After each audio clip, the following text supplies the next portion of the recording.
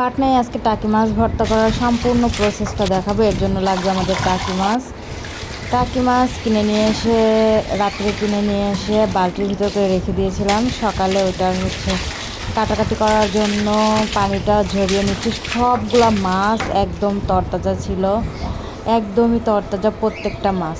আসসালামু আলাইকুম, lifestyle of সোনিয়াতে আপনাদের সবাইকে স্বাগত।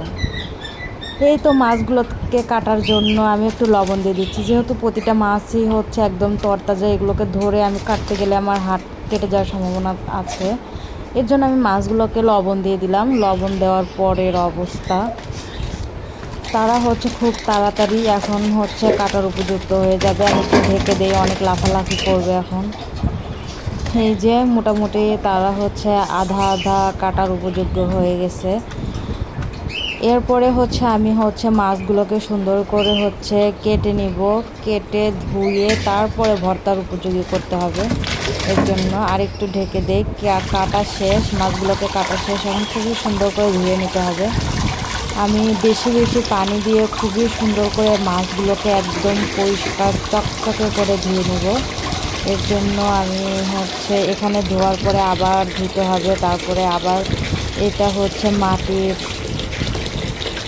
মালসাতে ডলতে হবে, না হয় এখানে খুব ভালো করে ডলে নিলে তারাও হয়ে যাবে সুন্দর মতো পরিষ্কার। এই যে মাছ কাটা ধোয়া শেষ, আরও কিন্তু ধুইতে হবে। এটা জাস্ট মোটামুটিভাবে আমি এটা ধুয়ে নিয়েছি। আর কিছু মাছ আলাদা করে আমি ধুয়ে নিয়েছি এখন রান্না করার জন্য আর কি। তার ভিতরে এই যে 3 পিস মাছ আমি ভর্তা করব। এর জন্য কড়াইতে পানি দিয়ে মাছ দিয়ে 2-3-4টা কাঁচামরিচ দিয়ে দিলাম, কিছু হলুদ দিয়ে দিলাম, লবণ দিয়ে দিলাম। এতে করে মাছের ভিতরে সাদা সাদা থাকবে না, খুব সুন্দর হবে আর কি। খুব সুন্দরভাবে একটু সেদ্ধ করে নিচ্ছি।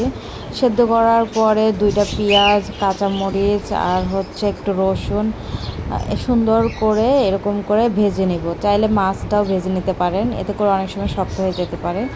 এই যে আমি খুব সুন্দর করে বাটনায় নিয়ে নিয়েছি এখন ভর্তা করার জন্য। সম্পূর্ণ প্রসেস আপনাদের চোখের সামনে সম্পূর্ণ প্রসেসটা আমি দেখিয়ে দিলাম। এই যে খুব সুন্দর করে এখানে বাটনায় মাছটা আমি ভর্তা করতেছি। প্রথমে পেঁয়াজ, রসুন, কাঁচামরিচ এটা আমি একটু বাটনায় আমি ভর্তা করে নিলাম। তারপরে মাছগুলো, মাছের কাটা যে থাকে কাটাটা ফেলে দিব, একটু জাস্ট হালকা করে একটু পিষে নিচ্ছি। তারপরে এই যে দেখেন আমি খুব ভালোভাবে ভর্তাটা করতেছি একটু সময় নিয়ে। এই যে বাটনার সাথে যখন কাটা বাছতেছে, আমি সাথে সাথে কাটাটা ফেলে দিচ্ছি আর কি। এই যে ভর্তাটা কিন্তু অনেক মজাদার পারফেক্ট একটা ভর্তা হয়ে গেছে। এই যে খুবই লোভনীয় একটা ভর্তা হয়েছে, অনেক টেস্টি একটা ভর্তা হয়েছে।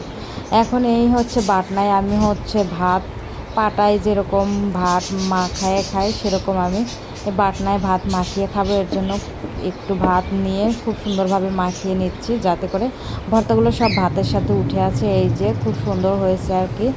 এর সাথে আমি একটু ভর্তা নিয়ে ভাতগুলো খেয়ে ফেলবো। যাই হোক, আমার ভিডিওটা আপনাদের কেমন লাগলো অবশ্যই কমেন্ট করে জানাবেন। লাইফস্টাইল সোনিয়ার পাশে থাকবেন। ধন্যবাদ।